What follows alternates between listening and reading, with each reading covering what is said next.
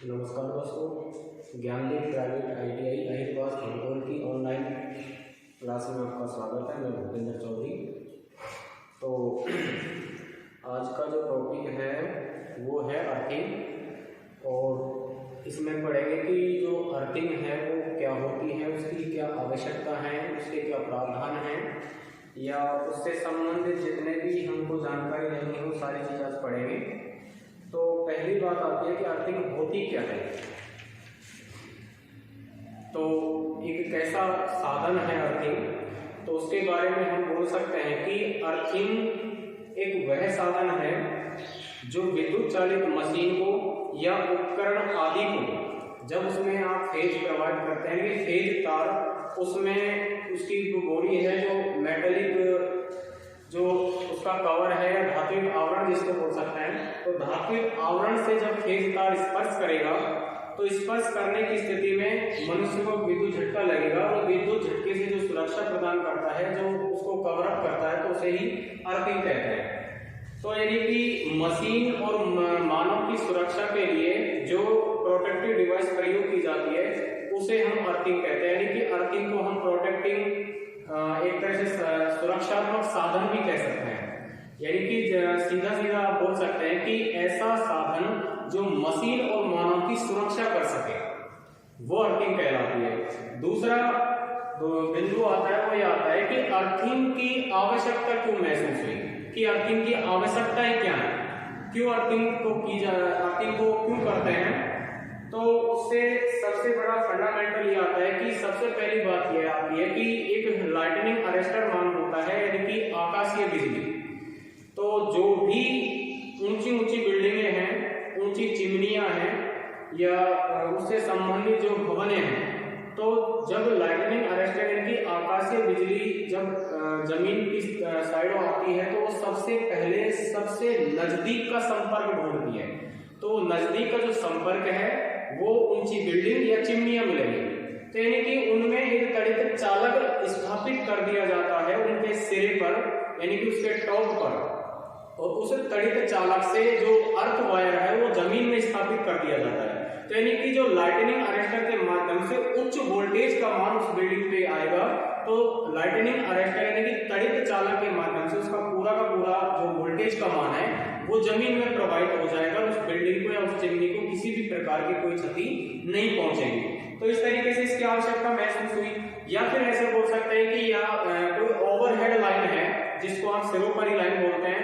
तो यानी कि सिरोपरी लाइन जो स्थापित कर रखी है उस पर मशीनें स्थापित है, और उन मशीन के ऊपर यानी कि उस लाइन के ऊपर अगर तड़ित जो वोल्टेज आएगा तो तड़ित वोल्टेज अत्यधिक वोल्टेज होता है। तो यानी कि उस अत्यधिक वोल्टेज से मशीन खराब हो सकती है। तो यानी कि उनसे बचाने के लिए भी अर्थिंग प्रयोग की जाती है। तीसरा, लाइन वोल्टेज को कांस्टेंट यानी कि स्थिर रखने के लिए भी अर्थिंग की जाती है। यानी कि जैसे अल्टरनेटर होते हैं, जनरेटर होते हैं, जो ट्रांसफॉर्मर होते हैं, उनका जो न्यूट्रल पॉइंट होता है उनको अर्थ किया जाता है, यानी कि बैलेंस का काम करता है। जो लाइन वोल्टेज होती है उनको एक तरह से स्थायी यानी कि बैलेंस में काम करने का काम जो करता है वो अर्थिंग करता है। अगला पॉइंट अगर बोल सकते हैं कि होलीग्राफी में जो अर्थ को रिटर्न वायर के रूप में भी आप प्रयोग करते हैं। तो होलीग्राफी एक ऐसा संसाधन है जिसके माध्यम से बिना किसी संपर्क के जो संदेश होते हैं, मैसेज होते हैं, उनको आदान प्रदान किया जाता है, यानी कि विद्युत धारा का इसमें प्रयोग किया जाता है। तो उसमें जो रिटर्न वायर का जो प्रयोग करते हैं, रिटर्न वायर का जो प्रारूप है वो अर्थिंग का होता है, यानी कि अर्थ को रिटर्न वायर के रूप में होलीग्राफी में इसका प्रयोग किया जाता है। तो इस प्रकार से अर्थिंग की आवश्यकताएं हैं, और अर्थिंग का जो काम है वो सीधा सीधा आप बोल सकते हैं, पहले भी आपको बताया था कि अर्थिंग का जो मेन जो मुख्य काम है वो है मानव और मशीन की सुरक्षा करना। दूसरा, अर्थिंग स्थापित कहाँ करता है, यानी कि अर्थिंग वहां की जाती है जहां मानव की पहुंच हो, यानी कि जिस मशीन को या उपकरण को मानव प्रयोग करेगा यानी कि उसको ऑपरेट करेगा, तो ऐसी मशीनों को अर्थिंग करना अति आवश्यक है, जिस प्रकार से किसी भी प्रकार की हानि ना पहुंचे। दूसरा पॉइंट आता है कि जो इलेक्ट्रिक शॉक होता है, विद्युत झटका, उसका प्रभाव क्या है। तो यानी कि अगर कोई 20 से 40 एम्पियर, 20 मिली एम्पियर से 40 मिली एम्पियर की राशि है, यानी कि अगर कोई मशीन है या कोई उपकरण है, उसमें कोई फेज तार संपर्क कर गया है और उसमें जो करंट की राशि है, यानी कि करंट प्रवाह की जो दर है वो 20 मिली एम्पियर से 40 मिली एम्पियर की है, तो उसमें मानव को विद्युत झटका लगेगा, यानी कि तेज यानी कि अधिक आघात पहुंचेगा। इसी अवस्था के दौरान अगर राशि 40 एम्पियर से, यानी कि 40 मिली एम्पियर से 100 मिली एम्पियर की हो जाएगी। पहले की अवस्था 20 मिली एम्पियर से 40 मिली एम्पियर की थी, तो इस अवस्था में एक इलेक्ट्रिक शॉक लगेगा, विद्युत झटका लगेगा, जो इतना घातक तो होगा, पर उसकी अपेक्षा 40 एम्पियर से 100 एम्पियर की जो राशि होगी वो इतनी घातक होगी, वो इलेक्ट्रिक शॉक यानी कि विद्युत झटका इतना घातक होगा कि उसमें मनुष्य की मृत्यु हो जाएगी। और उसके बाद जो तीसरी अवस्था आती है, यानी कि 200 मिली एम्पियर या इससे अधिक की जब राशि आएगी, यानी कि अगर कोई मशीन में प्रवाहित करंट की दर 200 मिली एम्पियर से अधिक है तो उसमें मनुष्य की मृत्यु तो निश्चित है, लेकिन उसका जो पूरा बॉडी है, शरीर है, वो डैमेज हो जाएगा, झुलस जाएगा। तो इस प्रकार से जो रेटिंग्स होती हैं करंट की, तो उसके अनुसार मानव को क्षति पहुंचती है। तो इन सब बातों को समझते हुए या इन सभी चीजों से बचने के लिए, विद्युत झटकों से बचाव के लिए अर्थिंग का प्रयोग किया जाता है। दूसरा हम कह सकते हैं कि जो अर्थिंग की जाती है वो इसीलिए की जाती है ताकि, क्योंकि अपन मानते हैं कि जो भूमि का वोल्टेज है, यानी कि जमीन का जो वोल्टेज है वो शून्य मानते हैं। जब उसमें आप किसी उपकरण या मशीन को भूमि से अर्थ करते हैं, तो यानी कि जमीन का आप वोल्टेज शून्य मान रहे हैं, तो यानी कि जमीन का वोल्टेज शून्य होने के कारण वो मशीन और उपकरण के वोल्टेज को भी शून्य कर देता है और किसी भी प्रकार का विद्युत झटका नहीं लगता है। तीसरा ये कह सकते हैं कि जो अर्थिंग कार्य कैसे करती है, उसको हम सीधा सीधा ये समझ सकते हैं कि जैसे मान लो आपकी कोई मशीन या उपकरण है, उसमें कोई फेज तार उसके संपर्क में आ गया, तो उसके दौरान जब उसमें धारा का प्रवाह स्थापित होगा अर्थिंग में, और अर्थिंग का जो प्रतिरोध होता है वो निम्नतम होता है, तो निम्नतम प्रतिरोध के कारण पूरा जो करंट का फ्लो है वो अर्थिंग की ओर जाएगा। अर्थिंग की ओर जाने के बाद जो जमीन में प्रवाहित होगा, तो प्रवाहित होने के कारण उसमें करंट का मान बढ़ जाएगा, और जब करंट का मान जो बढ़ने के कारण परिपथ में आपने जो एमसीबी प्रयोग कर रखी है या फ्यूज प्रयोग कर रखे हैं, तो फ्यूज या एमसीबी जो उनका वैल्यू आपने फिक्स कर रखा है, यानी कि फॉर एग्जांपल के लिए, यानी कि फ्यूज आपने 5 एम्पियर का प्रयोग कर रखा है, और उसी प्रकार से मान लो एमसीबी प्रयोग कर रखी है, तो यानी कि जब धारा का प्रवाह अर्थिंग की ओर होगा तो करंट का मान बढ़ेगा, और जब करंट का मान बढ़ जाएगा तो एमसीबी क्या हो जाएगी, एमसीबी ऑफ, यानी कि बंद, यानी कि सर्किट को बंद कर देगी, या फिर जो फ्यूज आपने प्रयोग किया है अगर उसका रेटेड धारा का मान, यानी कि जो एक आपने निश्चित मान का जो फ्यूज लगा रखा है 5 एम्पियर का, जब करंट का फ्लो अर्थिंग की ओर होगा तो धारा का मान निश्चित है बढ़ेगा, और धारा का मान बढ़ने के कारण ये फ्यूज मेल्ट हो जाएगा, यानी मेल्ट का मतलब है पिघल जाएगा, और जैसे ही फ्यूज का तार पिघलेगा तो धारा का प्रवाह यानी कि परिपथ कैसा हो जाएगा, भंग हो जाएगा, परिपथ में सप्लाई बंद हो जाएगी, मानव और मशीन की सुरक्षा हो जाएगी। तो इस प्रकार से अर्थिंग कार्य करती है, और अर्थिंग का जो उद्देश्य है वो है मानव और मशीन की सुरक्षा प्रदान करना, और वो इस तरीके से मानव मशीन की सुरक्षा प्रदान करती है। तो इसके बाद अपन देखते हैं कि अर्थिंग जो करते हैं वो कितने प्रकार की होती है, कितने प्रकार से इनको स्थापित किया जाता है। इनको स्थापित जब करते हैं, यानी कि भवन में करते हैं या भवन के बाहर करते हैं, किसी भी मशीन के साथ करते हैं, तो उनकी कितनी संख्या में उनको स्थापित किया जाता है, या उनके बीच में जो कनेक्शन करता है, एक से अधिक जब अर्थिंग आप स्थापित करेंगे तो उनके आपस के जो कनेक्शन है एक दूसरे के बीच बीच के वो कैसे रखते हैं, या फिर अर्थिंगों के बीच की जो दूरी है वो कितनी रखते हैं, या फिर भवन में आप जब अर्थिंग करना चाहते हैं तो भवन और अर्थिंग के बीच की दूरी कितनी होती है। तो ये सारी चीजों को हम जानेंगे। तो अर्थिंग का जो पहला पॉइंट है, यानी अर्थिंग का जो पहला प्रकार है वो है प्लेट अर्थिंग। जो पहला आप अर्थिंग का टाइप पढ़ेंगे वो पढ़ेंगे प्लेट अर्थिंग। तो सबसे पहले जानेंगे कि प्लेट अर्थिंग कहाँ करते हैं, कौन से स्थानों पे की जाती है। तो यानी कि पहले आपको बता दिया कि अर्थिंग क्यों की जाती है, कई बार आपको बता दिया। तो अपन पढ़ेंगे कि जो प्लेट अर्थिंग है वो कौन से स्थानों पर उपयोगी है या उपयुक्त है, यानी कि अनुकूल है। तो उसका सीधा संबंध ये कि ऐसी भूमि जिसमें नमी बनी रहे, जिसमें नमी बनी रहे या बरकरार रहे, ऐसे स्थानों पर प्लेट अर्थिंग प्रयोग की जाती है। दूसरी कंडीशन, प्लेट अर्थिंग में जो प्लेट काम में लेते हैं उसकी स्थिति कैसी होती है। तो उसकी स्थिति उदग्र की होती है, जिसको बोलते हैं उदग्र। अब उदग्र को आप वर्टिकल भी बोल सकते हैं या फिर ऊर्ध्वाधर बोल सकते हैं। इसका मतलब है कि जो अर्थिंग होती है वो हॉरिजॉन्टल की स्थिति में नहीं, वर्टिकल स्थिति में, यानी कि उदग्र या ऊर्ध्वाधर स्थिति में उसको रखा जाता है, यानी कि खड़ी स्थिति में उसको स्थापित किया जाता है, पहला कार्य। दूसरा, जो प्लेट अर्थिंग आप प्रयोग करते हैं उस प्लेट अर्थिंग में कितने आप उपसाधन प्रयोग कर रहे हैं। उपसाधन का आप सीधा बोल सकते हैं कि उसमें कौन कौन से संसाधन आप उसमें प्रयोग कर रहे हैं। तो उसमें आप देखते हैं कि एक तो होता है अर्थवायर, इसको बोलते हैं अर्थवायर। आपसे कई बार पूछ लिया जाता है कि जो अर्थवायर प्रयोग करते हैं अर्थिंग के लिए तो वो कितने गेज का होना चाहिए, यानी कि कितने SWG का होना चाहिए। तो वो होता है 8 SWG। 8 SWG। SWG का पूरा नाम होता है standard wire gauge. Standard wire gauge. तो यानी कि जो अर्थिंग जो प्लेट पर क्लैंपिंग करके जो बाहर निकलता है तार उसे अर्थिंग तार कहते हैं। उसका गेज कितना होता है 8 SWG।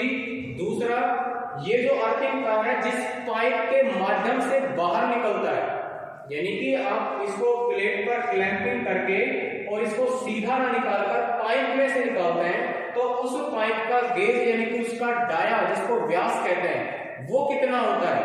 तो वो होता है 12.7 mm। यानी कि जिस पाइप में से अर्थवायर बाहर निकलता है उस पाइप का जो व्यास है, आंतरिक व्यास, वो होता है 12.7 mm।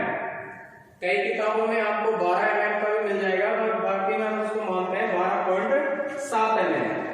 तीसरा, एक अन्य पाइप प्रयोग करते हैं जो उसका अंतिम सिरा प्लेट तक होता है, उसका दूसरा सिरा फनल तक स्थापित होता है, यानी कि फनल के जो चारों होता है वो होता है RCC का बॉक्स। तो यानी कि ये जो पाइप आप स्थापित करते हैं तो सबसे पहले तो इसका साइज का निर्धारण पता होना चाहिए कि इसका साइज का निर्धारण कितना लेते हैं। तो यानी कि इसके जो साइज का प्रयोग करते हैं वो लेते हैं 19 mm। और ये भी कैसा होता है GI पाइप। और जो 12.7 mm का प्रयोग कर रहे हैं ये भी कैसा होता है GI पाइप। तो पहली बात तो ये कि जो ये पाइप प्रयोग करते हैं जिसका एक सिरा प्लेट की ओर दूसरा सिरा फनल की ओर स्थापित होता है, उसको जो मटेरियल का प्रयोग करते हैं वो जिस पदार्थ का बना होता है वो होता है GI पाइप और उसका आंतरिक व्यास कितना होता है 19 mm। पहली बात। अब अपन देखते हैं कि आप यहाँ GI ले रहे हैं, यहाँ भी GI ले रहे हैं और एक अभी जैसे मान लो प्लेट पढ़ रहे हैं तो यानी कि यहाँ एक 60 सेंटीमीटर लिखा है, 90 सेंटीमीटर लिखा है। तो यानी कि प्लेट को स्थापित करने के लिए जो गड्ढा बनाया जाता है उसकी लंबाई और चौड़ाई कितना प्लेट के लिए 60 सेंटीमीटर की प्लेट के लिए 90 बाई 90 सेंटीमीटर का स्थापित करते हैं। इस आधार पर यानी कि उसको वर्टिकल स्थिति पर हमने स्थापित कर दिया और उसके चारों ओर का जो क्षेत्र है उसका परिमाप 90 बाई 90 सेंटीमीटर का होता है, यानी कि 90 सेंटीमीटर लंबाई लंबाई और 90 सेंटीमीटर चौड़ाई। दूसरा, अगर आप 60 बाई 60 सेंटीमीटर की प्लेट काम में ले रहे हैं जिसका निर्धारण यानी कि लंबाई, चौड़ाई और मोटाई इसका करते हैं, तो यानी कि ऐसे लिख सकते हैं कि 60 बाई 60 ऑब्लिक 3.15 mm। तो यानी कि ये तो राशि सेंटीमीटर में होती है, ये होती है mm में। तो यानी कि 60 सेंटीमीटर लंबाई, 60 सेंटीमीटर चौड़ाई और उसकी जो थिकनेस है, मोटाई, वो लेते हैं 3.15 mm। तो यानी कि इस प्रकार की साइज का जो प्लेट प्रयोग करते हैं तो वो प्रयोग करते हैं कॉपर की। कौन सी करते हैं? कॉपर की। अगर आपसे पूछ लिया जाए कि अपन यानी कि आपको एक अधिक धारा प्रवाह यानी कि उच्च वोल्टेज पर कार्य करने वाली मशीनों के लिए अर्थिंग स्थापित करनी है, तो उस अर्थिंग के लिए जो प्लेट का साइज लेते हैं वो कितना लेते हैं? समझ में आया? यानी कि ऐसी मशीन जो एचटी पर कार्य करे यानी कि हाई टेंशन उच्च वोल्टेज पर कार्य करे, तो उसके लिए जो प्लेट प्रयोग करते हैं वो कौन सी प्रयोग करते हैं? तो उन अधिक वोल्टेज पर अर्थिंग जो प्रयोग करते हैं तो उसमें प्लेट 90 बाई 90 इंटू में ऑब्लिक कर सकते हैं 6.30 mm। तो यानी कि जो 90 बाई 90 सेंटीमीटर की राशि है और ये है mm की। तो यानी कि एचटी मशीनों के लिए प्रयुक्त अर्थिंग में जो प्लेट प्रयोग करते हैं वो 90 बाई 90 यानी कि 90 सेंटीमीटर की लंबाई और 90 सेंटीमीटर की चौड़ाई और उसका जो थिकनेस लेते हैं, मोटाई, वो लेते हैं 6.30 mm का। तो इस प्रकार से दो प्रकार की प्लेट प्रयोग की जाती है। तो आपको सीधा बोलना है कि अगर कॉपर प्लेट प्रयोग करेंगे तो उसकी लंबाई चौड़ाई 60 सेंटीमीटर की लेते हैं, उसकी मोटाई लेते हैं 3.15 mm। अगर आपसे पूछ लिया जाए कि अधिक वोल्टेज यानी कि उच्च वोल्टेज वाली जो मशीनें होती हैं उनमें अगर आपको अर्थिंग लगानी है या अर्थिंग स्थापित करनी है तो उनके लिए जो प्लेट प्रयोग करेंगे वो कौन से साइज की प्रयोग करेंगे, तो उसको आपको बताना है कि 90 सेंटीमीटर की लंबाई, 90 सेंटीमीटर की चौड़ाई और उसका जो मोटाई लेते हैं, थिकनेस लेते हैं, वो लेते हैं 6.30 mm का। इस प्रकार से प्लेटों का चयन किया जाता है कि सिलेक्शन किया जाता है। दूसरा, जो प्लेटें आपने स्थापित की हैं, मैंने पहले भी बताया था कि प्लेट को हमेशा उदग्र स्थिति में या बोल सकते हैं कि वर्टिकल स्थिति में या बोल सकते हैं ऊर्ध्व स्थिति में स्थापित किया जाता है, यानी कि खड़ी स्थिति में स्थापित किया जाता है और उसके चारों ओर 15-15 सेंटीमीटर की एकांतर परतें जमाई जाती है। कौन सी परतें? चारकोल या कोक, जिसको कच्चा कोयला कहते हैं। उसके अलावा डलेदार नमक का प्रयोग भी करते हैं। अब इन मटेरियल्स का, इन पदार्थों का प्रयोग क्यों करते हैं? इन पदार्थों का प्रयोग इसलिए करते हैं ताकि इनमें नमी बनी रहे, यानी कि ये ऐसे पदार्थ हैं जो अधिक समय तक नमी को बनाए रखते हैं। और एक शब्द मैंने पहले बोला था कि एकांतर परतें। एकांतर परतें का मतलब ये है कि आपने मान लो 15 सेंटीमीटर ये एक परत बनाई, इसकी जो दूरी है वो है 15 सेंटीमीटर। अब एक ये बनाई, इसकी भी दूरी है 15 सेंटीमीटर। मान लीजिए ये कोयला है, ये नमक के डले हैं, तो यानी कि अलग अलग एक परतें जो आपको स्थापित करनी है उसी को एकांतर परतें बोलते हैं। तो इस प्रकार से चारकोल या कोक, जिसको कच्चा कोयला बोल रहे हैं, 15 सेंटीमीटर की आपने ये स्थापित कर दी। उसके ऊपर आप जो डलेदार नमक है 15 सेंटीमीटर की जो लेयर यानी कि जो परत बना रहे हैं वो लगा रहे हैं, यानी कि एक अलग अलग एकल जो परतें आप स्थापित कर रहे हैं उसी को एकांतर परत बोलते हैं। उसका काम मैंने बता दिया कि अधिक समय तक, लंबे समय तक नमी को बनाए रखने का काम करते हैं, क्योंकि जो अर्थिंग का जो मेन जो बिंदु है, मुख्य बिंदु होता है, ये होता है कि उसका आंतरिक प्रतिरोध कम से कम रहना चाहिए। कैसा रहना चाहिए? कम से कम, यानी कि उसका प्रतिरोध अगर निम्नतम रहेगा तो जो किसी भी अवस्था में मशीन अगर फेज तार के संपर्क में आएगी तो उसका जो करंट का फ्लो आसानी से जमीन में हो जाएगा, किसी भी प्रकार का कोई नुकसान नहीं होगा। दूसरा, ये जो आपको आरसीसी बॉक्स है, यानी कि रोडी सीमेंट कंक्रीट का जो बॉक्स है, कई बार इसका साइज का निर्धारण पूछ लिया जाता है कि जो आरसीसी का बॉक्स है उसका साइज कितना होता है। तो यानी कि जो आरसीसी का साइज होता है वो 30 बाई 30 सेंटीमीटर में होता है, यानी कि 30 सेंटीमीटर लंबा, 30 सेंटीमीटर चौड़ा, और ऊंचाई भी उसकी कितनी लेते हैं ये अलग होती है, यानी कि इसकी लंबाई और चौड़ाई तो 30 बाई 30 सेंटीमीटर हो गई, ऊंचाई इसकी लेते हैं ग्राउंड लेवल से लगभग 10 से 15 सेंटीमीटर। तो यानी कि जो आरसीसी बॉक्स है इसको आपको लंबाई चौड़ाई 30 बाई 30 सेंटीमीटर बताना है, और अगर इसकी ऊंचाई पूछी जाए तो वो 10 से 15 सेंटीमीटर रखी जाती है। ऊंचाई 10 से 15 सेंटीमीटर क्यों रखी जाती है, वो इसीलिए रखी जाती है कि ताकि बरसात के मौसम में, रेनी सीजन में, यानी कि जब बरसात होगा पानी इकट्ठा होगा, तो पानी इकट्ठा होने की स्थिति में उसके साथ अनावश्यक कचरा जब आएगा तो वो इस अर्थिंग पाइप के माध्यम से अंदर ना जा पाए, यानी कि जब कचरा इसमें अनावश्यक रूप से अंदर जाएगा तो जो पाइप है वो ब्लॉक होगा, यानी कि बंद हो जाएगा, और उसमें अगर आवश्यकता पड़ेगी पानी डालने की तो उसमें आप पानी नहीं डाल सकते, और जब पानी नहीं डाल पाओगे तो प्लेट के चारों ओर का क्षेत्र शुष्क हो जाएगा, और शुष्क होने की स्थिति में उसका आंतरिक प्रतिरोध अधिक हो जाएगा, अर्थिंग प्रॉपर रूप से काम यानी कि नहीं कर पाएगा। तो इसी बचाव के लिए इसको 10 से 15 सेंटीमीटर की ऊंचाई पर जमीनी स्तर से बनाया जाता है ताकि उसमें अनावश्यक कचरा स्थापित ना हो सके। दूसरा, एक होता है फनल और एक होता है वायर मेश। तो पहली कंडीशन ये है कि जो फनल होता है उसका केवल काम है पानी को डालने के लिए जगह स्थापित करवाना, यानी पानी इसके माध्यम से डाला जाता है, फनल के माध्यम से। दूसरा होता है वायर मैश। वायर मैश एक जाली युक्त भाग होता है जिसको तारों से बनाया जाता है, यानी कि तार युक्त जाली का भाग वायर मैश कहलाता है। अब इसका प्रयोग क्या है?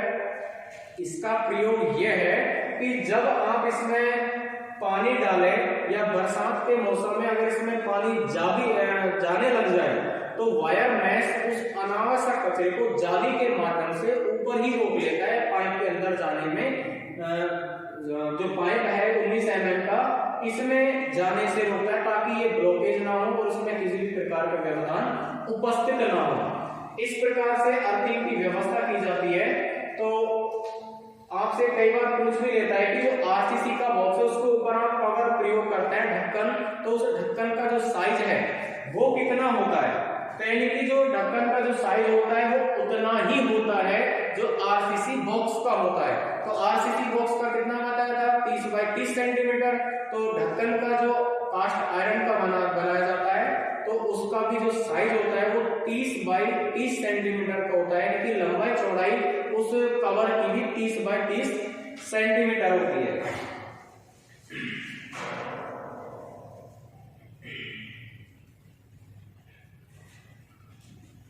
एक कई बार पूछ लेते हैं कि जो आप वायर क्लैंपिंग कर रहे हैं प्लेट के साथ, तो प्लेट के साथ जो वायर क्लैंप करेंगे तो उसके लिए जो नट बोल्ट आप प्रयोग करेंगे तो उन नट बोल्टों का जो साइज है वो कितना होता है?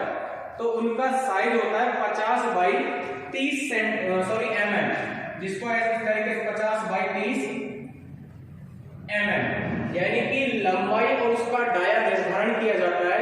ये 50 बाई 30 mm के नट बोल्ट प्रयोग किए जाते हैं।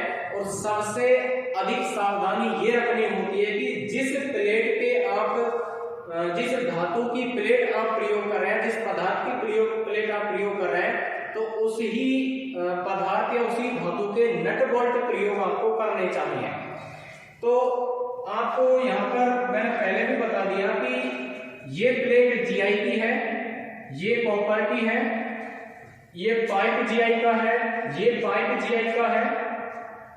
तो इस आधार पर आपको अनेक जगह जीआई शब्द मिलेगा, तो ये भी समझना जरूरी है कि जीआई होता क्या है। तो जीआई का पूरा नाम क्या है, जीआई बनाया कैसे जाता है, तो ये चीजें अभी बताएंगे। तो जीआई का पूरा नाम होता है गैल्वेनाइज्ड आयरन। अब ये गैल्वेनाइज्ड आयरन क्या होता है, कैसे बनाते हैं? तो यानी कि जो फॉर एग्जांपल के लिए मान लो 19 mm का पाइप है। अब ये 19 mm का जो पाइप है वो लोहे का है। अब लोहे का पाइप जब आप अर्थिंग में स्थापित करेंगे तो जंग लगेगी। अब जंग कैसे लगेगी? किसके संपर्क में लगेगी या कैसी अवस्था में जंग लग जाती है जिसके कारण जो धातु होता है, कोई भाग होता है, वो कमजोर पड़ जाता है। तो यानी कि जब ऑक्सीजन और नमी के संपर्क में जब लोहा आएगा तो उसमें जंग लगेगा, जिसको आप रस्ट बोलते हैं। तो यानी कि उससे बचाने के लिए क्या करते हैं, जीआई करते हैं, यानी कि जीआई बनाते हैं, गैल्वेनाइजिंग करते हैं। तो यानी कि किसी भी लोहे के पदार्थ पर जस्ते यानी कि जिंक की परत चढ़ाने के, यानी कि उसकी कोटिंग की जाती है, उसकी परत चढ़ाई जाती है। और जब जिंक या जस्ते की आप परत चढ़ाते हैं तो उसी मटेरियल को या उसी पदार्थ को आप जीआई मटेरियल यानी कि जीआई पदार्थ बोल देते हैं, जिसका पूरा नाम गैल्वेनाइज्ड आयरन है। और वो जो प्रोसेस प्रक्रिया कहते हैं, यानी कि जो आप जीआई कोटेड करते हैं, जीआई परत चढ़ाते हैं, उस प्रक्रिया को गैल्वेनाइजिंग प्रक्रिया, गैल्वेनाइजिंग प्रोसेस कहते हैं। तो इस आधार पर ये जो पाइप है, प्लेट है, ये जीआई की बनाई जाती है ताकि इनमें किसी भी प्रकार की जंग ना लगे।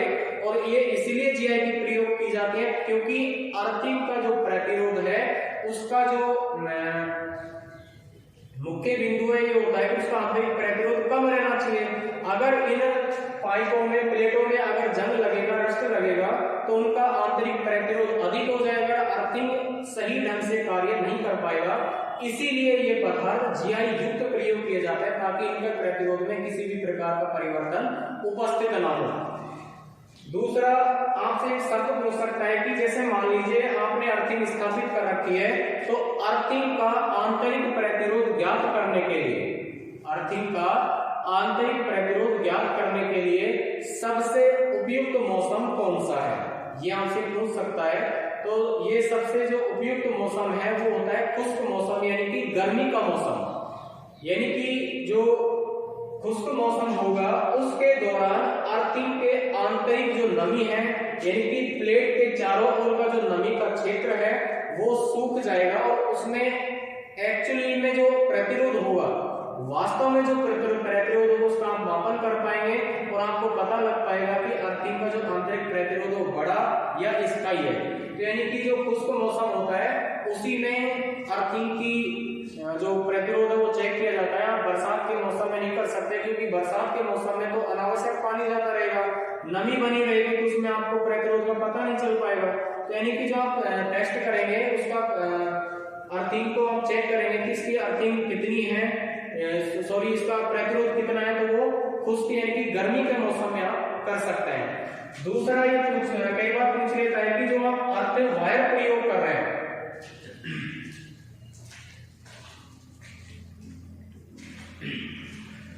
जो अर्थ वायर 12.7 mm पाइप के अंदर प्रयोग कर रहे हैं, इसका कुल प्रतिरोध, जिसको तुल्य प्रतिरोध भी बोल सकते हैं, तो तुल्य प्रतिरोध कितना होता है या कितने से अधिक नहीं होना चाहिए, कई बार पूछ लेता है। तो ये आपको बताना है कि इसका जो तुल्य प्रतिरोध है वो 1 ओम से अधिक नहीं होना चाहिए, यानी कि कुल जो प्रतिरोध है अर्थ वायर का वो 1 ओम से अधिक नहीं होना चाहिए। तो इस आधार पे आपको अर्थिंग का प्रयोग करना है।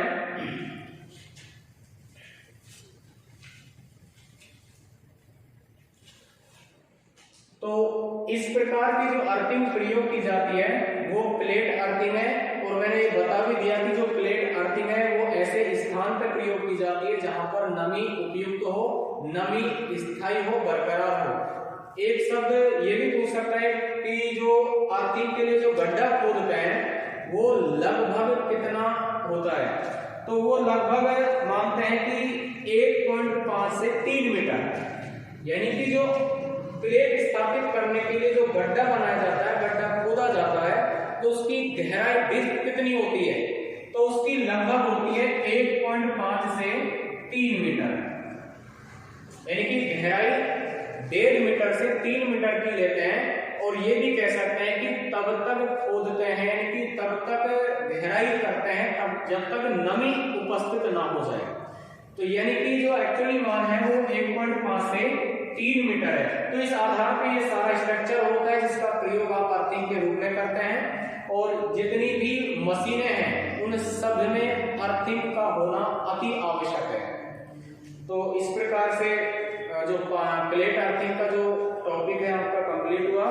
अब नेक्स्ट टॉपिक के साथ उपस्थित होंगे, जैसे पाइप अर्थिंग है, वाटर टेप अर्थिंग है, या रोड अर्थिंग है, या उससे संबंधित जो नियम है, जो प्रोविजन है, उनके बारे में आपको बताया जाएगा कि अर्थिंग कौन सी वोल्टेज पे करनी चाहिए, कौन सी वोल्टेज पे नहीं करनी चाहिए, या कौन सी कितनी वोल्टेज पे सिंगल अर्थिंग काम करेगी और कितनी से अधिक वोल्टेज पे डबल अर्थिंग प्रयोग की जाती है। उसके बाद आपको बताएंगे कि जो घरों में आप अर्थिंग प्रयोग कर रहे हैं उसकी टेस्टिंग कैसे कर सकते हैं आप, कि उसका जो कंटिन्यूटी सही है कि नहीं, या अर्थ जो आप स्थापित कर रखा है वो प्रॉपर रूप से कार्य कर रहा है कि नहीं कर रहा। तो एज, न्यूट्रल और अर्थ तीनों के बीच में संपर्क स्थापित करके आपको प्रैक्टिकल रूप से वो भी बताएंगे।